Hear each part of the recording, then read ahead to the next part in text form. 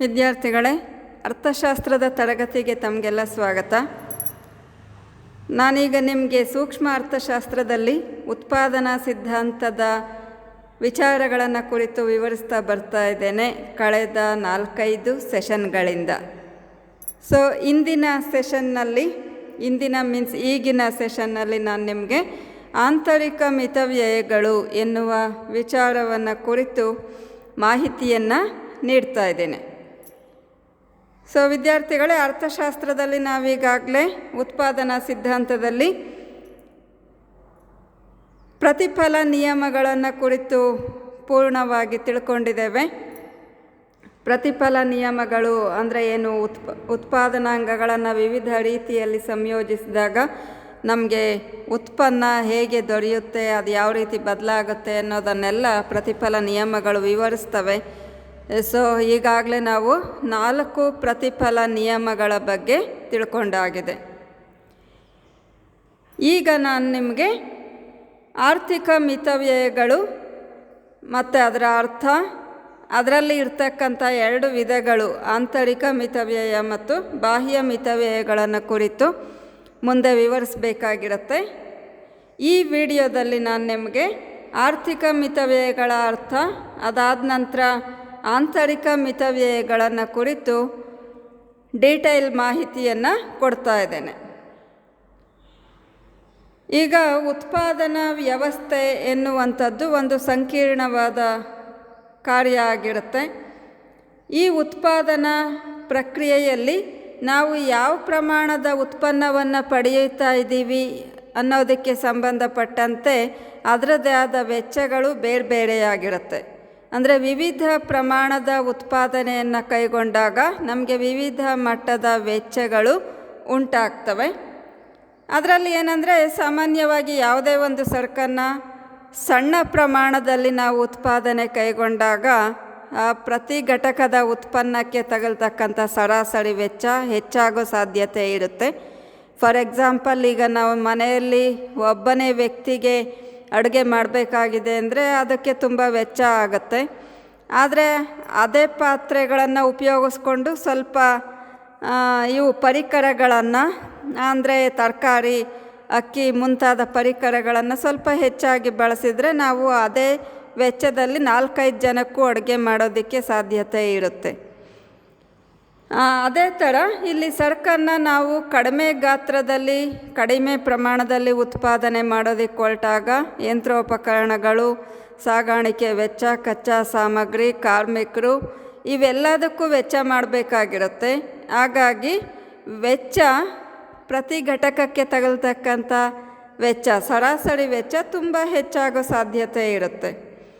ಆದರೆ ಇಲ್ಲಿ ಉತ್ಪಾದಕನ ಗುರಿ ಏನು? ಉತ್ಪಾದಕ ಯಾವಾಗಲೂ ಸಾಧ್ಯವಾದಷ್ಟು ಕಡಿಮೆ ವೆಚ್ಚದಲ್ಲಿ ಅತಿ ಹೆಚ್ಚು ಉತ್ಪನ್ನವನ್ನು ಪಡೆಯೋದಕ್ಕೆ ಇಷ್ಟಪಡ್ತಾನೆ. ಅಂದರೆ ವೆಚ್ಚವನ್ನು ಕಡಿಮೆ ಮಾಡೋದು ಅವನ ಉದ್ದೇಶ ಅಥವಾ ಗುರಿಯಾಗಿರುತ್ತೆ. ಕಡಿಮೆ ವೆಚ್ಚದಲ್ಲಿ ಹೆಚ್ಚು ಉತ್ಪನ್ನವನ್ನು ಪಡೆದಾಗ ಮಾತ್ರ ಅವನಿಗೆ ಲಾಭದಾಯಕವಾಗಿ ಇರುತ್ತೆ. ಹಾಗಾಗಿ ಸಾಮಾನ್ಯವಾಗಿ ದೊಡ್ಡ ಪ್ರಮಾಣದಲ್ಲಿ ಉತ್ಪಾದನೆಯನ್ನು ಕೈಗೊಂಡಾಗ ಉತ್ಪಾದಕನಿಗೆ ಹಲವಾರು ರೀತಿಯ ಪ್ರಯೋಜನಗಳು ದೊರೀತವೆ. ಇದರಿಂದ ಉತ್ಪಾದನಾ ವೆಚ್ಚ ಕಡಿಮೆಯಾಗುತ್ತೆ. ಈ ಒಂದು ಸಂಗತಿಗೆ ನಾವು ಅರ್ಥಶಾಸ್ತ್ರದಲ್ಲಿ ಆರ್ಥಿಕ ಮಿತವ್ಯಯಗಳು ಅಂತ ಹೇಳಿ ಕರಿತೇವೆ. ಸಾಮಾನ್ಯವಾಗಿ ಆಧುನಿಕ ಜಗತ್ತಿನಲ್ಲಿ ಜನಸಂಖ್ಯೆನೂ ಹೆಚ್ಚಾಗಿದೆ ಪ್ರಸ್ತುತ ಕಾಲದಲ್ಲಿ, ಜೊತೆಗೆ ಎಲ್ಲ ಸರಕು ಸೇವೆಗಳಿಗೆ ಬೇಡಿಕೆ ಕೂಡ ಹೆಚ್ಚಾಗಿದೆ. ಹಾಗಾಗಿ ಉತ್ಪಾದನಾ ವ್ಯವಸ್ಥೆ ಕೂಡ ತುಂಬ ವಿಸ್ತಾರವಾಗಿದೆ. ದೊಡ್ಡ ಪ್ರಮಾಣದಲ್ಲಿನೇ ಉತ್ಪಾದನೆಯನ್ನು ಕೈಗೊಳ್ಳಬೇಕಾಗತ್ತೆ. ಇಲ್ಲಿ ಏನಂದರೆ, ನಾವು ಉತ್ಪಾದನೆಯ ಪ್ರಮಾಣ ಹೆಚ್ಚಾದಷ್ಟು ಉತ್ಪಾದನಾ ವೆಚ್ಚ, ಅಂದರೆ ಒಟ್ಟು ವೆಚ್ಚ ಹೆಚ್ಚಾಗುತ್ತೆ, ಆದರೆ ಸರಾಸರಿ ಉತ್ಪಾದನಾ ವೆಚ್ಚ ಕಡಿಮೆಯಾಗುತ್ತೆ. ಈಗ ವೆಚ್ಚ ಕಡಿಮೆಯಾದಾಗ ಉತ್ಪಾದಕನಿಗೆ ದೊರೀತಕ್ಕಂಥ ಲಾಭದ ಪ್ರಮಾಣ ಜಾಸ್ತಿ ಆಗುತ್ತೆ. ಈ ರೀತಿಯಾಗಿ ದೊಡ್ಡ ಪ್ರಮಾಣದ ಉತ್ಪಾದನೆಯ ಪರಿಣಾಮವಾಗಿ ಉದ್ಯಮಕ್ಕೆ ದೊರಕುವಂತಹ ಪ್ರಯೋಜನಗಳಿಗೆ ನಾವು ಆರ್ಥಿಕ ಮಿತವ್ಯಯಗಳು ಅಂತೇಳಿ ಕರಿತೇವೆ. ಮಿತವ್ಯಯ ಅಂದರೆ ಇಲ್ಲಿ ಉತ್ಪಾದನಾ ವೆಚ್ಚ ಕಡಿಮೆಯಾಗುವಿಕೆ. ದೊಡ್ಡ ಪ್ರಮಾಣದಲ್ಲಿ ಉತ್ಪಾದನೆಯನ್ನು ಕೈಗೊಳ್ಳೋದ್ರಿಂದ ಉತ್ಪಾದಕರಿಗೆ ಕೆಲವೊಂದು ರಿಯಾಯಿತಿಗಳು ಮತ್ತು ಪ್ರಯೋಜನಗಳು ದೊರೀತವೆ. ಇವುಗಳಿಗೆ ಆರ್ಥಿಕ ಮಿತವ್ಯಯ ಅಂತ ಕರಿತೇವೆ. ಈ ರೀತಿಯ ಆರ್ಥಿಕ ಮಿತವ್ಯಯಗಳಲ್ಲಿ 2 ಪ್ರಕಾರಗಳಿದ್ದಾವೆ. ಅವುಗಳು ಯಾವಂದರೆ ಆಂತರಿಕ ಮಿತವ್ಯಯಗಳು ಮತ್ತು ಬಾಹ್ಯ ಮಿತವ್ಯಯಗಳು. ವಿದ್ಯಾರ್ಥಿಗಳೇ, ಯಥಾ ರೀತಿ ನೀವು ಪ್ರತಿ ಸ್ಲೈಡ್ನಲ್ಲೂ ಬರ್ತಕ್ಕಂಥ ನೋಟ್ಸನ್ನು ಬರ್ಕೊಳ್ತಾ ಹೋಗಿ. ಈಗ ವಿವರಣೆ ಆಗೋಷ್ಟರಲ್ಲಿ ನೀವು ಕೇಳ್ತಾನೆ ಬರ್ಕೊಂಡಿರ್ಬೋದು, ಅಥವಾ ಬರ್ಕೊಂಡಿಲ್ಲ ಅಂದರೆ ವಿಡಿಯೋ ಪಾಸ್ ಮಾಡಿ ಮುಂದಕ್ಕೆ ಹೋಗಿ. ಈಗ ನೆಕ್ಸ್ಟು ಆಂತರಿಕ ಮಿತವ್ಯಯಗಳ ಅರ್ಥವನ್ನು ನಾವು ತಿಳ್ಕೊಳ್ಳೋಣ. ಆಂತರಿಕ ಮಿತವ್ಯಯ ಪರಿಕಲ್ಪನೆಯನ್ನು ನಾವು ಅರ್ಥ ಮಾಡ್ಕೋಬೇಕಂದ್ರೆ ಕೈಗಾರಿಕೆ ಮತ್ತು ಉದ್ಯಮ ಎನ್ನೋ ಪರಿಕಲ್ಪನೆಗಳನ್ನು ಮೊದಲು ಅರ್ಥ ಮಾಡ್ಕೋಬೇಕಾಗುತ್ತೆ. ವಿದ್ಯಾರ್ಥಿಗಳೇ, ಕೈಗಾರಿಕೆ ಅಂತ ಅಂದರೆ ಒಂದೇ ಸರಕನ್ನು ಉತ್ಪಾದಿಸುವ ಅನೇಕ ಉದ್ಯಮ ಘಟಕಗಳ ಒಂದು ಸಮೂಹ ಅಥವಾ ಒಕ್ಕೂಟಕ್ಕೆ ಕೈಗಾರಿಕೆ ಅಂತ ಕರಿತೇವೆ. ಅಂದರೆ ಇದು ಒಂದು ಸಾಮೂಹಿಕ ಪರಿಕಲ್ಪನೆ. ಒಂದೇ ವಸ್ತುವನ್ನು ಉತ್ಪಾದಿಸುವಂತಹ ಹಲವಾರು ಉದ್ಯಮಗಳ ಗುಂಪನ್ನು ಕೈಗಾರಿಕೆ ಪ್ರತಿನಿಧಿಸುತ್ತೆ. ಇದಕ್ಕೆ ವಿರುದ್ಧವಾಗಿ ಉದ್ಯಮ ಅಂತ ಅಂದರೆ ಒಂದು ಪ್ರತ್ಯೇಕ ಉತ್ಪಾದನಾ ಘಟಕ. ಅಂದರೆ ಯಾವುದೇ ಒಂದು ಸರಕನ್ನು ಉತ್ಪಾದಿಸುವಂತಹ ಒಂದು ಪ್ರತ್ಯೇಕ ಉದ್ಯಮ ಘಟಕ ಅಥವಾ ಕಾರ್ಖಾನೆಗೆ ಉದ್ಯಮ ಅಂತ ಹೇಳಿ ಕರಿತೇವೆ. ಹೀಗೆ ಉದ್ಯಮ ಅನ್ನೋದು ಒಂದು ಪ್ರತ್ಯೇಕ ಕಾರ್ಖಾನೆಯನ್ನು ಪ್ರತಿನಿಧಿಸುತ್ತೆ. ಕೈಗಾರಿಕೆ ಎನ್ನುವಂಥದ್ದು ಒಂದೇ ಸರಕನ್ನು ಉತ್ಪಾದಿಸುವ ಹಲವಾರು ಉದ್ಯಮ ಅಥವಾ ಕಾರ್ಖಾನೆಗಳ ಸಮೂಹವನ್ನು ಸೂಚಿಸುತ್ತೆ. ಆ ಒಂದು ಹಿನ್ನೆಲೆಯಲ್ಲಿ ಈ ಒಂದು ಆಂತರಿಕ ಮಿತವ್ಯಯಗಳು ಒಂದು ಪ್ರತ್ಯೇಕ ಉದ್ಯಮಕ್ಕೆ ಲಭಿಸ್ತವೆ. ಯಾವಾಗ ಲಭಿಸ್ತವೆ? ಯಾವುದೇ ಒಂದು ಉದ್ಯಮದಲ್ಲಿ ಉತ್ಪಾದನೆಯ ಪ್ರಮಾಣವನ್ನು ವಿಸ್ತರಿಸಿದಾಗ ಅದಕ್ಕೆ ದೊರೆಯುವ ಮಿತವ್ಯಯದ ಅನುಕೂಲಗಳಿಗೆ, ಅಂದರೆ ಉತ್ಪಾದನಾ ವೆಚ್ಚ ಕಡಿಮೆಯಾಗೋದಕ್ಕೆ ಆಂತರಿಕ ಮಿತವ್ಯಯ ಅಂತ ಕರೆಯಲಾಗುತ್ತೆ. ಅಂದರೆ ಯಾವುದೇ ಒಂದು ಉದ್ಯಮ ಅಥವಾ ಕಾರ್ಖಾನೆಯಲ್ಲಿ ಉತ್ಪಾದನೆಯ ಗಾತ್ರವನ್ನು ಹೆಚ್ಚಿಸಿದಾಗ ಅಥವಾ ದೊಡ್ಡ ಪ್ರಮಾಣದಲ್ಲಿ ಉತ್ಪಾದನೆಯನ್ನು ಕೈಗೊಂಡಾಗ ಆ ಉದ್ಯಮಕ್ಕೆ ದೊರೆಯುವಂತಹ ಹಲವಾರು ಪ್ರಯೋಜನಗಳ ಕಾರಣದಿಂದಾಗಿ ಉತ್ಪಾದನಾ ವೆಚ್ಚ ಕಡಿಮೆಯಾಗತ್ತೆ. ಈ ರೀತಿಯ ಪ್ರಯೋಜನಗಳಿಗೆ ಆಂತರಿಕ ಮಿತವ್ಯಯಗಳು ಅಂತೇಳಿ ಕರೆಯಲಾಗತ್ತೆ. ನೀವಿಷ್ಟು ತಿಳ್ಕೋಬೇಕು, ಆಂತರಿಕ ಮಿತವ್ಯಯಗಳು ಅಂದರೆ ಒಂದು ನಿರ್ದಿಷ್ಟ ಉದ್ಯಮಕ್ಕೆ ಮಾತ್ರ ಲಭಿಸುವಂಥವುಗಳಾಗಿರ್ತವೆ. ಉತ್ಪಾದನೆಯ ಪ್ರಮಾಣವನ್ನು ವಿಸ್ತರಿಸಿದಾಗ ಒಂದು ನಿರ್ದಿಷ್ಟ ಉದ್ಯಮಕ್ಕೆ ಮಾತ್ರ ದೊರೆಯುವಂತಹ ಪ್ರಯೋಜನಗಳಿಗೆ ಆಂತರಿಕ ಮಿತವ್ಯಯಗಳು ಅಂಥೇಳಿ ಕರೆಯಲಾಗತ್ತೆ. ಬಾಹ್ಯ ಮಿತವ್ಯಯಗಳ ಬಗ್ಗೆ ನಾನು ನೆಕ್ಸ್ಟ್ ವಿಡಿಯೋದಲ್ಲಿ ವಿವರಿಸ್ತೇನೆ. ಅಂದರೆ ಅದು ಕೈಗಾರಿಕೆಗಳಿಗೆ ಅವು ಲಭಿಸ್ತವೆ. ಅಂದರೆ ಕೈಗಾರಿಕೆಯಲ್ಲಿರ್ತಕ್ಕಂಥ ಎಲ್ಲ ಉದ್ಯಮ ಘಟಕಗಳಿಗೂ ಒಟ್ಟಿಗೆ ಆ ಒಂದು ಮಿತವ್ಯಯಗಳು ಲಭಿಸ್ತವೆ. ಅದಕ್ಕೆ ಬಾಹ್ಯ ಮಿತವ್ಯಯ ಅಂತ ಕರಿತೇವೆ. ಅಂದರೆ ಇಲ್ಲಿ ಒಂದು ಪ್ರತ್ಯೇಕ ಉದ್ಯಮಕ್ಕೆ ಲಭಿಸುವಂತಹ ಪ್ರಯೋಜನಗಳಿಗೆ ಆಂತರಿಕ ಮಿತವ್ಯಯ ಅಂತ ಕರಿತೇವೆ. ಅದೇ ರೀತಿ ಒಂದು ಕೈಗಾರಿಕೆಯಲ್ಲಿರುವ ಎಲ್ಲ ಉದ್ಯಮಗಳಿಗೂ ಲಭಿಸುವಂತಹ ಪ್ರಯೋಜನಗಳಿಗೆ ಬಾಹ್ಯ ಮಿತವ್ಯಯಗಳು ಅಂತೇಳಿ ಕರೆಯಲಾಗುತ್ತೆ. ಗೊತ್ತಾಯ್ತಲ್ವಾ? ನೆಕ್ಸ್ಟ್ ನೋಡೋಣ. ಈಗ ಉದ್ಯಮಕ್ಕೆ ದೊರೆಯುವಂಥ ಆಂತರಿಕ ಮಿತವ್ಯಯಗಳು ಯಾವ್ಯಾವುದಿದ್ದಾವೆ ಅಂತೇಳಿ ನೋಡೋಣ. ನಾನು ನಿಮಗೆ ಇಲ್ಲಿ 8 ಅಂಶಗಳನ್ನು ಈ ಬಗ್ಗೆ ವಿವರಿಸ್ತಾ ಇದ್ದೇನೆ. ಅಂದರೆ ಯಾವ್ಯಾವ ಆಂತರಿಕ ಮಿತವ್ಯಯಗಳು ದೊರೀತವೆ ಎನ್ನುವಂಥದ್ದು. ಈಗ ಮೊದಲನೇ ಆಂತರಿಕ ಮಿತವ್ಯಯ ಆಗಿದೆ ಶ್ರಮದ ಮಿತವ್ಯಯಗಳು. ಸಾಮಾನ್ಯವಾಗಿ ಉತ್ಪಾದನೆಯನ್ನು ಬೃಹತ್ ಪ್ರಮಾಣದಲ್ಲಿ ಕೈಗೊಂಡಾಗ ಉದ್ಯಮ ಸಂಸ್ಥೆಗಳು ಶ್ರಮ ವಿಭಜನೆ ತತ್ವವನ್ನು ಹೆಚ್ಚು ಅಳವಡಿಸ್ಕೊಳ್ಳೋದಕ್ಕೆ ಸಾಧ್ಯವಾಗುತ್ತೆ. ಜೊತೆಗೆ ವೈಶಿಷ್ಟ್ಯತೆಯನ್ನು ಸಾಧಿಸೋದಕ್ಕೆ ಕೂಡ ಹೆಚ್ಚು ಅವಕಾಶಗಳು ಸಿಗತ್ತೆ. ಶ್ರಮ ವಿಭಜನೆ ಅಂತ ಅಂದರೆ ಏನು? ಯಾವುದೇ ಒಂದು ಸರಕಿನ ಉತ್ಪಾದನೆಯನ್ನು ಹಲವು ಹಂತಗಳಾಗಿ ವಿಂಗಡಿಸಿ ಪ್ರತಿ ಹಂತಕ್ಕೆ ನುರಿತ ಕಾರ್ಮಿಕರನ್ನು ನೇಮಿಸುವ ಮೂಲಕ ಉತ್ಪಾದನಾ ದಕ್ಷತೆಯನ್ನು ಹೆಚ್ಚಿಸುವುದಕ್ಕೆ ಶ್ರಮ ವಿಭಜನೆ ಅಂತ ಕರಿತೇವೆ. ಇದನ್ನು 2 ಮಾರ್ಕ್ಸಿಗೂ ಕೇಳೋ ಸಾಧ್ಯತೆ ಇರುತ್ತೆ. ಶ್ರಮ ವಿಭಜನೆ ಅಂದರೆ ಏನು ಅಂತ ನೀವು ಡೆಫಿನೇಷನ್ ಬರ್ಕೊಂಡಿರಬೇಕು. ಈ ಶ್ರಮ ವಿಭಜನೆ ತತ್ವ ಅಂದರೆ ಇದನ್ನು ಆಡಮ್ ಸ್ಮಿತ್ ಪರಿಚಯಿಸಿದಂಥ ತತ್ವ. ಈ ತತ್ವವನ್ನು ಉದ್ಯಮದಲ್ಲಿ ನಾವು ದೊಡ್ಡ ಉದ್ಯಮಗಳಲ್ಲಿ ಅಧಿಕ ಪ್ರಮಾಣದಲ್ಲಿ ಅಳವಡಿಸ್ಕೊಳ್ಳೋದಕ್ಕೆ ಸಾಧ್ಯವಾಗುತ್ತೆ. ಈಗ ಒಬ್ಬ ಟೈಲರ್ ತನ್ನ ಒಂದೇ ಅಂಗಡಿಯಲ್ಲಿ ಒಬ್ಬ ಟೈಲರ್ ಇದ್ದಾನೆ ಅಂದರೆ ಒಂದು ಶರ್ಟ್ ಹೊಲಿಯೋ ಎಲ್ಲ ಹಂತಗಳನ್ನು ಅವನೊಬ್ಬನೇ ನಿರ್ವಹಿಸಬೇಕಾಗತ್ತೆ. ಅಲ್ಲಿ ಶ್ರಮ ವಿಭಜನೆ ತತ್ವ ಅಳವಡಿಸ್ಕೊಳ್ಳೋಕೆ ಸಾಧ್ಯ ಆಗಲ್ಲ. ಯಾಕೆಂದರೆ ಒಬ್ಬನೇ ಕಾರ್ಮಿಕ ಎಲ್ಲ ಕಾರ್ಯವನ್ನು ನಿರ್ವಹಿಸಬೇಕಾಗತ್ತೆ, ಉತ್ಪಾದನೆಯ ಎಲ್ಲ ಹಂತಗಳನ್ನು. ಅದೇ ಒಂದು ಗಾರ್ಮೆಂಟ್ಸಲ್ಲಾದರೆ ಏನು ಮಾಡ್ತಾರೆ?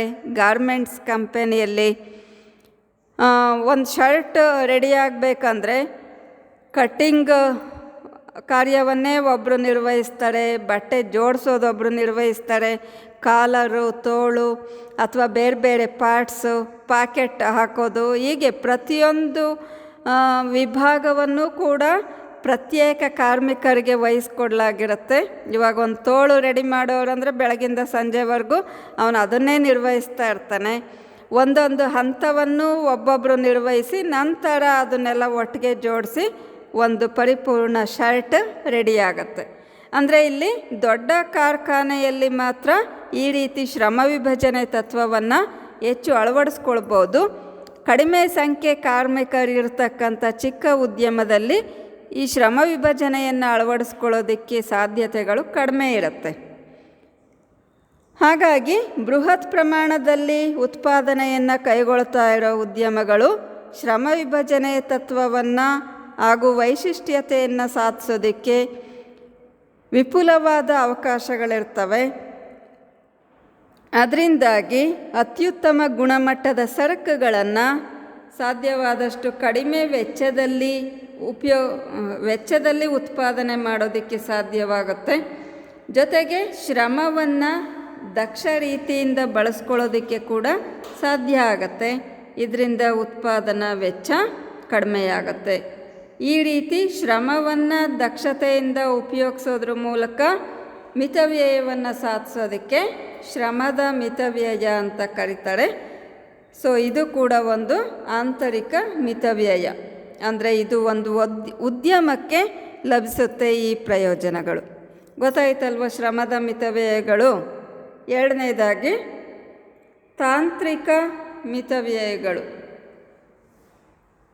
ತಾಂತ್ರಿಕ ಮಿತವ್ಯಯಗಳು, ತಾಂತ್ರಿಕತೆ ಅಂದರೆ ಏನು? ಉತ್ಪಾದನಾ ವಿಧಾನ ಅಂದರೆ ಯಾವುದೇ ಒಂದು ವಸ್ತುವನ್ನು ಉತ್ಪಾದಿಸ್ತಕ್ಕಂಥ ವಿಧಾನಕ್ಕೆ ನಾವು ತಂತ್ರಜ್ಞಾನ ಅಂತ ಹೇಳಿ ಕರಿತೇವೆ. ದೊಡ್ಡ ಪ್ರಮಾಣದಲ್ಲಿ ಉತ್ಪಾದನೆಯನ್ನು ಕೈಗೊಂಡಾಗ ಅತ್ಯಾಧುನಿಕವಾದ ತಂತ್ರಜ್ಞಾನವನ್ನು ಮತ್ತು ಆಧುನಿಕ ಯಂತ್ರೋಪಕರಣಗಳನ್ನು ಅಳವಡಿಸ್ಕೊಳ್ಳೋದಕ್ಕೆ ಹೆಚ್ಚು ಅವಕಾಶ ಇರುತ್ತೆ. ಇದರಿಂದ ಕೂಡ ಉತ್ಪಾದನಾ ವೆಚ್ಚ ಕಡಿಮೆಯಾಗಿ ಮಿತವ್ಯಯಗಳು ಉಂಟಾಗ್ತವೆ. ಸೊ ಯಾವ್ಯಾವ ರೀತಿ ತಾಂತ್ರಿಕ ಪ್ರಯೋಜನಗಳು ದೊರೀತವೆ ಅಂತ ನೋಡೋಣ. ಈಗ ಮೊದಲನೇದಾಗಿ ತಾಂತ್ರಿಕ ಮಿತವ್ಯಯಗಳು ಇಲ್ಲಿ 4 ಉಪ ಅಂಶಗಳು ಬರ್ತವೆ. ಯಾವ್ಯಾವ ರೀತಿ ತಾಂತ್ರಿಕ ಮಿತವ್ಯಯವನ್ನು ಸಾಧಿಸ್ಬೋದು ಅನ್ನೋ ಬಗ್ಗೆ. ಮೊದಲನೇ ಅನುಕೂಲ ಆಗಿದೆ ವಿಸ್ತೃತ ವಿಸ್ತೀರ್ಣದ ಮಿತವ್ಯಯ. ಇಲ್ಲಿ ವಿಸ್ತೃತ ವಿಸ್ತೀರ್ಣ ಅಂತ ಅಂದರೆ ಬೃಹತ್ ಪ್ರಮಾಣದಲ್ಲಿ ಉತ್ಪಾದನೆಯನ್ನು ಕೈಗೊಂಡಾಗ ಉದ್ಯಮ ಅಥವಾ ಕಾರ್ಖಾನೆಯನ್ನು ವಿವಿಧ ಆಯಾಮಗಳಲ್ಲಿ ವಿಸ್ತರಿಸೋದಕ್ಕೆ ಸಾಧ್ಯವಾಗುತ್ತೆ. ಅಂದರೆ ಉದ್ಯಮದ ವಿಸ್ತರಣೆ ಅಂತ ಅಂದರೆ ಉತ್ಪಾದನೆಯ ಎಲ್ಲ ಹಂತಗಳು, ಎಲ್ಲ ಆಯಾಮಗಳು ವಿಸ್ತಾರವಾಗ್ತವೆ. ಅಂದರೆ ಈಗ ಕಚ್ಚಾ ಸಾಮಗ್ರಿಗಿನ್ನೂ ಅಧಿಕ ಪ್ರಮಾಣದಲ್ಲಿ ಕೊಡಬೇಕು, ಯಂತ್ರ ಕೂಡ ಬೃಹತ್ ಯಂತ್ರವನ್ನೇ ಅಳವಡಿಸ್ಕೊಳ್ಬೇಕು, ಕಾರ್ಮಿಕರನ್ನು ನುರಿತ ಕಾರ್ಮಿಕರನ್ನು ಅತ್ಯಧಿಕ ಸಂಖ್ಯೆಯಲ್ಲಿ ನೇಮಿಸ್ಕೋಬೇಕಾಗತ್ತೆ. ಹೀಗಾಗಿ ವಿಸ್ತೃತ ವಿಸ್ತೀರ್ಣ ಅಂದರೆ ಒಟ್ಟಾರೆ ಉದ್ಯಮ ಎಲ್ಲ ದಿಕ್ಕುಗಳಿಂದಲೂ ಬೃಹದಾಕಾರವಾಗಿ ವಿಸ್ತರಣೆಗೊಂಡಾಗ ಅತ್ಯುತ್ತಮ ತಂತ್ರಜ್ಞಾನ ಮತ್ತು ದೊಡ್ಡ ಪ್ರಮಾಣದ ಯಂತ್ರಗಳನ್ನು ಬಳಸೋದಕ್ಕೆ ಸಾಧ್ಯವಾಗುತ್ತೆ. ಇದರಿಂದ ಸಿಗ್ತಕ್ಕಂಥ ಪ್ರಯೋಜನಗಳಿಗೆ ವಿಸ್ತೃತ ವಿಸ್ತೀರ್ಣದ ಮಿತವ್ಯಯಗಳು ಅಂತ ಹೇಳಿ ಕರಿತೇವೆ. ಇದರಿಂದ ಒಟ್ಟಾರೆ ಸರಾಸರಿ ವೆಚ್ಚ ಕಡಿಮೆ ಆಗುತ್ತೆ. ಇನ್ನು ಎರಡನೇ ತಾಂತ್ರಿಕ ಮಿತವ್ಯಯ ಅಂತಂದರೆ ಕೂಡು ಪ್ರಕ್ರಿಯೆಯ ಮಿತವ್ಯಯಗಳು ಅಂತ ಕರೀತಾರೆ. ಕೂಡು ಪ್ರಕ್ರಿಯೆಯ ಮಿತವ್ಯಯ ಅಂತಂದರೆ ಉತ್ಪಾದನೆಯನ್ನು ನಿರಂತರ ವಿಧಾನದಲ್ಲಿ ಜೋಡಿಸಿ ಯಾವುದೇ ರೀತಿಯ ಕಾಲಹರಣ ಇಲ್ಲದೆ, ಸಮಯ ವಿಳಂಬ ಇಲ್ಲದೆ ಉತ್ಪಾದನೆಯ ಪ್ರಕ್ರಿಯೆಯನ್ನು ಮುಂದುವರಿಸೋದಕ್ಕೆ ಸಾಧ್ಯವಾಗುತ್ತೆ. ಇದನ್ನು ಕೂಡು ಪ್ರಕ್ರಿಯೆಯ ಮಿತವ್ಯಯ ಅಂತೇಳಿ ಕರೀತಾರೆ. ಅಂದರೆ ಒಂದು ಹಂತ ಆದ ನಂತರ ಮತ್ತೊಂದು ಹಂತಕ್ಕೆ ಉತ್ಪಾದನೆಯನ್ನು ಸಮಯ ವಿಳಂಬವಿಲ್ಲದಂತೆ ಜೋಡಿಸೋದಕ್ಕೆ ಸಾಧ್ಯವಾಗುತ್ತೆ ಮತ್ತು ಎಲ್ಲ ಯಂತ್ರಗಳನ್ನು ನಿರಂತರವಾಗಿ ಚಾಲನೆಯಲ್ಲಿಡೋದಕ್ಕೂ ಕೂಡ ಸಾಧ್ಯವಾಗುತ್ತೆ. ಈ ರೀತಿಯಾಗಿ ಅತ್ಯಧಿಕ ಉತ್ಪನ್ನವನ್ನು ಕಡಿಮೆ ಸಮಯದಲ್ಲಿ ಉತ್ಪಾದನೆ ಮಾಡೋದಕ್ಕೆ ಸಾಧ್ಯವಾಗುತ್ತೆ. ಇದನ್ನು ಕೂಡು ಪ್ರಕ್ರಿಯೆಯ ಮಿತವ್ಯಯ ಅಂತೇಳಿ ಕರೀತಾರೆ. ಇನ್ನು ಮೂರನೇ ತಾಂತ್ರಿಕ ಮಿತವ್ಯಯ ಯಾವುದಂದರೆ ಇಂಧನದ ಮಿತವ್ಯಯ. ಸಾಮಾನ್ಯವಾಗಿ ದೊಡ್ಡ ಉದ್ಯಮಗಳಲ್ಲಿ ಯಂತ್ರಗಳು ನಿರಂತರವಾಗಿ ಚಾಲನೆಯಲ್ಲಿ ಇರೋದರಿಂದ ಇಂಧನ ಉಳಿತಾಯ ಆಗೋ ಸಾಧ್ಯತೆ ಇರುತ್ತೆ. ಯಾಕೆ ಅಂದರೆ ಕೆಲವೊಂದು ಯಂತ್ರಗಳು ನಾವು ಪ್ರತಿ ಸಲ ಇಂಜಿನ್ ಆಫ್ ಮಾಡಿ ಆನ್ ಮಾಡ್ತಾ ಇದ್ದರೆ ಇಂಧನವನ್ನು ಹೆಚ್ಚು ಬಳಸೋ ಸಾಧ್ಯತೆ ಇರುತ್ತೆ. ಫಾರ್ ಎಕ್ಸಾಂಪಲ್, ಈಗ ವೆಹಿಕಲ್ಸ್ನೇ ನೋಡಿ, ನೀವು ಅರ್ಧರ್ಧ ಕಿಲೋಮೀಟ್ರಿಗೂ ವೆಹಿಕಲನ್ನು ಸ್ಟಾಪ್ ಮಾಡಿಕೊಂಡು ಮತ್ತೆ ಸ್ಟಾರ್ಟ್ ಮಾಡ್ಕೊಳ್ತಾ ಹೋದರೆ ಹೆಚ್ಚು ಇಂಧನ ಬಳಕೆಯಾಗುತ್ತೆ. ಅಂದರೆ ಆನ್ ಆ್ಯಂಡ್ ಆಫ್ ಮಾಡೋದಕ್ಕೂ ಕೂಡ ಹೆಚ್ಚು ಇಂಧನ ಬಳಕೆಯಾಗುತ್ತೆ. ಆದರೆ ವಾಹನ ನಿರಂತರವಾಗಿ ಹೆಚ್ಚು ಕಿಲೋಮೀಟರ್ಗಳವರೆಗೆ ಸ್ಟಾಪ್ ಇಲ್ಲದೆ ಚಲಿಸ್ತಾ ಇದ್ದರೆ ಅಲ್ಲಿ ಇಂಧನ ಉಳಿತಾಯ ಆಗುತ್ತೆ. ಅದೇ ಥರ ಕಾರ್ಖಾನೆಗಳಲ್ಲಿ ಯಂತ್ರಗಳನ್ನು ಕೂಡ ಈಗ ಒಂದು ಸಲ ತುಂಬ ಹೊತ್ತು ಆಫ್ ಮಾಡಿ ನಂತರ ಆನ್ ಮಾಡಿದಾಗ ಕೆಲವು ಯಂತ್ರಗಳು ಬಿಸಿ ಆಗೋದಕ್ಕೆ ಹೆಚ್ಚು ಸಮಯ ತಗೊಳ್ತವೆ. ಸೊ ಅದಕ್ಕೂ ವಿದ್ಯುತ್ ಶಕ್ತಿ ವ್ಯಯ ಆಗುತ್ತೆ. ಆದರೆ ಆಫ್ ಮಾಡ್ದೇ ನಿರಂತರವಾಗಿ ಯಂತ್ರಗಳನ್ನು ಚಾಲನೆಯಲ್ಲಿ ಇಡೋದ್ರಿಂದ ಇಂಧನ ಉಳಿತಾಯ ಆಗುತ್ತೆ ವಿದ್ಯಾರ್ಥಿಗಳೇ. ಸೊ ಇದರಿಂದ ಕೂಡ ಮಿತವ್ಯಯ ಸಾಧ್ಯವಾಗುತ್ತೆ. ಇನ್ನು ನಾಲ್ಕನೇ ಅನುಕೂಲ ಏನಂದರೆ ಉಪ ಪದಾರ್ಥದ ಮಿತವ್ಯಯಗಳು. ಸಾಮಾನ್ಯವಾಗಿ ಯಾವುದೇ ಒಂದು ವಸ್ತುವನ್ನು ಉತ್ಪಾದನೆ ಮಾಡಿದಾಗ ಕೆಲವೊಂದು ಉಪ ಪದಾರ್ಥಗಳು ಬಿಡುಗಡೆಯಾಗ್ತವೆ. ಅಂದರೆ ಅದು ವ್ಯರ್ಥ ಪದಾರ್ಥಗಳು ಅಂತ ಕೂಡ ಹೇಳ್ಬೋದು. ಆ ವ್ಯರ್ಥ ಅಥವಾ ಉಪ ಪದಾರ್ಥಗಳನ್ನು ಸಣ್ಣ ಸಣ್ಣ ಉದ್ಯಮಗಳು ಸುಮ್ಮನೆ ಹೊರ್ಗಡೆ ಚೆಲ್ತಾ ಇರ್ತಾರೆ, ಅದು ವೇಸ್ಟ್ ಆಗ್ತಾ ಇರುತ್ತೆ. ಆದರೆ ದೊಡ್ಡ ಉದ್ಯಮಗಳಲ್ಲಿ ಬಿಡುಗಡೆಯಾಗ್ತಕ್ಕಂಥ ಈ ಉಪ ಉತ್ಪನ್ನಗಳನ್ನು ಇತರ ಸರಕುಗಳನ್ನು ಉತ್ಪಾದನೆ ಮಾಡೋದಕ್ಕೆ ಕಚ್ಚಾ ಸಾಮಗ್ರಿಯ ರೂಪದಲ್ಲಿ ಕೂಡ ಬಳಸ್ಕೊಳ್ಬೋದು. ಇದರಿಂದಾಗಿ ಉಪ ಪದಾರ್ಥಗಳನ್ನು ಬಳಸ್ಕೊಳ್ಳೋದಕ್ಕೆ ಅಂತಲೇ ಪ್ರತ್ಯೇಕ ಉದ್ಯಮವನ್ನು ಕೂಡ ಸ್ಥಾಪನೆ ಮಾಡೋದಕ್ಕೆ ಅವಕಾಶಗಳಿರ್ತವೆ. ಇದರಿಂದ ಉಪ ಪದಾರ್ಥಗಳನ್ನು ಸಮರ್ಪಕವಾಗಿ ಬಳಕೆ ಮಾಡೋದು ಸಾಧ್ಯವಾಗುತ್ತೆ. ಇದನ್ನು ಉಪ ಪದಾರ್ಥದ ಮಿತವ್ಯಯ ಅಂತೇಳಿ ಕರಿತೇವೆ. ಫಾರ್ ಎಕ್ಸಾಂಪಲ್, ಈಗ ಚಿಕ್ಕ ಚಿಕ್ಕ ಟೈಲರ್ ಅಂಗಡಿಗಳಲ್ಲಿ ಏನು ವ್ಯರ್ಥ ಬಟ್ಟೆ ಪೀಸ್ಗಳೆಲ್ಲ ಬರುತ್ತೆ, ಅದನ್ನು ಸುಮ್ಮನೆ ಎಸಿತಾ ಇರ್ತಾರೆ. ಆದರೆ ದೊಡ್ಡ ದೊಡ್ಡ ಗಾರ್ಮೆಂಟ್ಸ್ ಕಾರ್ಖಾನೆಗಳಲ್ಲಿ ಆ ಉಳಿಯುವಂಥ ಪೀಸ್ಗಳನ್ನು ಕೂಡ ಬೇರೆ ದಿಂಬು ಅಥವಾ ಹಾಸಿಗೆಗಳ ತಯಾರಿಕೆಗೆ ಬಳಸೋದಕ್ಕೆ ಸಾಧ್ಯತೆ ಇರುತ್ತೆ. ಈ ಥರ ಉಪ ಪದಾರ್ಥಗಳನ್ನು ವ್ಯರ್ಥವಾಗದಂತೆ ಬಳಸ್ಕೊಳ್ಬೋದು. ಹೀಗೆ 4 ರೀತಿಯ ತಾಂತ್ರಿಕ ಪ್ರಯೋಜನಗಳನ್ನು ನಾವು ದೊಡ್ಡ ಉದ್ಯಮಗಳಲ್ಲಿ ಪಡೆಯೋದಕ್ಕೆ ಸಾಧ್ಯವಾಗತ್ತೆ. ಗೊತ್ತಾಯ್ತಲ್ವ? ತಾಂತ್ರಿಕ ಮಿತವ್ಯಯಗಳ ವಿಷಯ ಇಲ್ಲಿಗೆ ಮುಗೀತು. ನಂತರ ಮಾರುಕಟ್ಟೆಯ ಮಿತವ್ಯಯಗಳು. ಮಾರುಕಟ್ಟೆಯ ಮಿತವ್ಯಯಗಳು ಅಂತ ಅಂದರೆ ಸಾಮಾನ್ಯವಾಗಿ ಕಚ್ಚಾ ಸಾಮಗ್ರಿಗಳನ್ನು ಕೊಳ್ಳುವಾಗ, ಯಂತ್ರೋಪಕರಣಗಳನ್ನು ಕೊಳ್ಳುವಾಗ ಮತ್ತು ಉತ್ಪನ್ನವನ್ನು ಮಾರುಕಟ್ಟೆಯಲ್ಲಿ ಮಾರಾಟ ಮಾಡೋದಕ್ಕೆ, ಜಾಹೀರಾತು ನೀಡೋದಕ್ಕೆ, ಮಾರಾಟದ ಪ್ರಮಾಣವನ್ನು ಹೆಚ್ಚಿಸೋದಕ್ಕೆ ಕೂಡ ಉತ್ಪಾದಕ ಹಲವಾರು ರೀತಿಯ ವೆಚ್ಚಗಳನ್ನು ಕೈಗೊಳ್ಳಬೇಕಾಗತ್ತೆ. ಈ ದೊಡ್ಡ ಪ್ರಮಾಣದ ಉತ್ಪಾದನೆ ಕೈಗೊಂಡಾಗ ಅಂಥ ಉದ್ಯಮಗಳ ಚೌಕಾಸಿ ಸಾಮರ್ಥ್ಯ ತುಂಬ ಹೆಚ್ಚಾಗಿರುತ್ತೆ. ಅಂದರೆ ಬೃಹತ್ ಉದ್ಯಮಗಳು ಅತ್ಯಧಿಕ ಪ್ರಮಾಣದ ಕಚ್ಚಾ ಸಾಮಗ್ರಿ ಕೊಡಬೇಕಾಗತ್ತೆ. ಆಗ ಜಾಸ್ತಿ ಕೊಳ್ತಾರೆ ಅಂದರೆ ಏನು ಮಾಡ್ಬೋದು? ಚೌಕಾಸಿ ಮಾಡಿ ಅದರ ಬೆಲೆಯನ್ನು ಕಡಿಮೆ ಮಾಡ್ಬೋದು. ಕಚ್ಚಾ ವಸ್ತುಗಳನ್ನು ಕೊಳ್ಳುವಾಗ ಚೌಕಾಸಿ ಮಾಡಿ ರಿಯಾಯಿತಿ ಪಡಿಬೋದು. ಅದೇ ಥರ ಸಾಗಾಣಿಕೆ ವೆಚ್ಚದಲ್ಲಿ ರಿಯಾಯಿತಿ ಪಡಿಬೋದು, ಜಾಹೀರಾತು ವೆಚ್ಚಗಳಲ್ಲಿ ರಿಯಾಯಿತಿ ಪಡಿಬೋದು. ಇತರ ಮಾರಾಟ ವೆಚ್ಚಗಳಲ್ಲಿ ಕೂಡ ರಿಯಾಯಿತಿಗಳನ್ನು ಪಡೆಯೋದಕ್ಕೆ ಸಾಧ್ಯವಾಗುತ್ತೆ. ಈ ಎಲ್ಲ ರಿಯಾಯಿತಿಗಳ ಪರಿಣಾಮವಾಗಿ ಒಟ್ಟಾರೆ ಮಾರಾಟದ ವೆಚ್ಚಗಳು ಕಡಿಮೆಯಾಗ್ತವೆ. ಇದನ್ನು ಮಾರುಕಟ್ಟೆಯ ಮಿತವ್ಯಯಗಳು ಅಂತ ಕರಿತೇವೆ. ಸೊ ಇದರಿಂದ ಕೂಡ ಉತ್ಪಾದಕನಿಗೆ ಒಟ್ಟಾರೆ ಉತ್ಪಾದನಾ ವೆಚ್ಚ ಕಡಿಮೆಯಾಗುತ್ತೆ. ನಂತರ ಆಡಳಿತಾತ್ಮಕವಾದ ಮಿತವ್ಯಯಗಳು. ಯಾವುದೇ ಒಂದು ಉದ್ಯಮವನ್ನು ನಿರ್ವಹಣೆ ಮಾಡೋದಕ್ಕೆ ತಗಲ್ತಕ್ಕಂಥ ವೆಚ್ಚಕ್ಕೆ ನಾವು ಆಡಳಿತಾತ್ಮಕ ವೆಚ್ಚಗಳು ಅಂತ ಕರಿತೇವೆ. ದೊಡ್ಡ ಉದ್ಯಮಗಳು ತನ್ನ ಆಡಳಿತ ಯಂತ್ರವನ್ನು ಕೂಡ ಹಲವಾರು ವಿಭಾಗಗಳಾಗಿ ವಿಂಗಡಿಸಿ ಪ್ರತಿಯೊಂದು ವಿಭಾಗಕ್ಕೂ ಪರಿಣಿತ ಆಡಳಿತಗಾರರನ್ನು ನೇಮಿಸಿಕೊಳ್ಳೋದಕ್ಕೆ ಅವಕಾಶಗಳಿರುತ್ತೆ. ಇದರಿಂದ ಆಡಳಿತದ ದಕ್ಷತೆಯನ್ನು ಸುಧಾರಿಸ್ಬೋದು ಮತ್ತು ದಕ್ಷ ಮೇಲ್ವಿಚಾರಣೆ ಮೂಲಕ ಶ್ರಮ ಮತ್ತು ಬಂಡವಾಳಗಳನ್ನು ಸಮರ್ಥವಾಗಿ ಬಳಕೆ ಮಾಡ್ಕೊಳ್ಳೋದಕ್ಕೆ ಸಾಧ್ಯವಾಗುತ್ತೆ. ಇದರಿಂದ ಒಳ್ಳೆಯ ಗುಣಮಟ್ಟದ ಸರಕನ್ನು ಕಡಿಮೆ ವೆಚ್ಚದಲ್ಲಿ ಉತ್ಪಾದನೆ ಮಾಡೋದಕ್ಕೆ ಸಾಧ್ಯವಾಗುತ್ತೆ.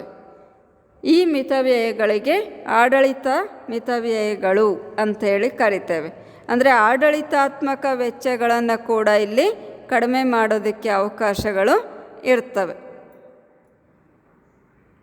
ನಂತರ ಹಣಕಾಸಿನ ಮಿತವ್ಯಯಗಳು. ಹಣಕಾಸಿನ ಮಿತವ್ಯಯಗಳು ಅಂತ ಅಂದರೆ ಇಲ್ಲಿ ಹಣಕಾಸು ಸೌಲಭ್ಯ, ಯಾವುದೇ ಒಂದು ಸರಕನ್ನು ಉತ್ಪಾದನೆ ಮಾಡೋದಕ್ಕೆ ಏನು ಬಂಡವಾಳ ಬೇಕಾಗುತ್ತೆ, ಹಣಕಾಸು, ಇದರಿಂದ ಕೂಡ ಮಿತವ್ಯಯ ಸಾಧಿಸೋದಕ್ಕೆ ದೊಡ್ಡ ಉದ್ಯಮಗಳಿಗೆ ಅವಕಾಶ ಇರುತ್ತೆ. ಯಾಕೆ ಅಂದರೆ ಬೃಹತ್ ಉದ್ಯಮಗಳಿಗೆ ಅನೇಕ ಬ್ಯಾಂಕುಗಳು ಮತ್ತು ಹಣಕಾಸು ಸಂಸ್ಥೆಗಳು ಸುಲಭ ಬಡ್ಡಿ ದರದಲ್ಲಿ ಸಾಲ ಕೊಡೋದಕ್ಕೆ ಮುಂದೆ ಬರ್ತವೆ. ಇದರಿಂದ ಕಡಿಮೆ ಬಡ್ಡಿಯಲ್ಲಿ ಹೆಚ್ಚು ಬಂಡವಾಳ ಲಭ್ಯವಾಗುತ್ತೆ.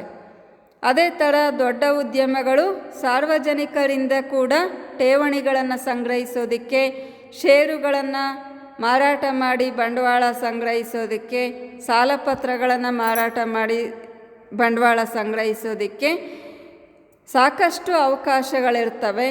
ಹೀಗಾಗಿ ದೊಡ್ಡ ಉದ್ಯಮಗಳು ಹಲವಾರು ಮೂಲಗಳಿಂದ ಕಡಿಮೆ ಬಡ್ಡಿ ದರದಲ್ಲಿ ಸಾಲವನ್ನು ಪಡೆಯೋದಕ್ಕೆ ಸಾಧ್ಯತೆ ಇರುತ್ತೆ. ಆದರೆ ಚಿಕ್ಕ ಉದ್ಯಮಕ್ಕೆ ಇದು ಸಾಧ್ಯವಾಗೋದಿಲ್ಲ. ಸೊ ಈ ಮಿತವ್ಯಯಗಳನ್ನು ಹಣಕಾಸಿನ ಮಿತವ್ಯಯಗಳು ಅಂಥೇಳಿ ಕರಿತೇವೆ.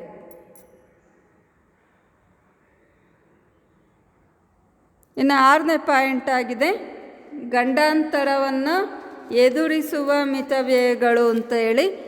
ಗಂಡಾಂತರಗಳನ್ನು ಎದುರಿಸೋದು ಅಂದರೆ ವಿದ್ಯಾರ್ಥಿಗಳೇ, ಯಾವುದೇ ಒಂದು ಸರಕಿನ ಉತ್ಪಾದನೆಯನ್ನು ಕೈಗೊಂಡಾಗ ಅನೇಕ ಅಡಚಣೆಗಳು ಎದುರಾಗ್ತವೆ.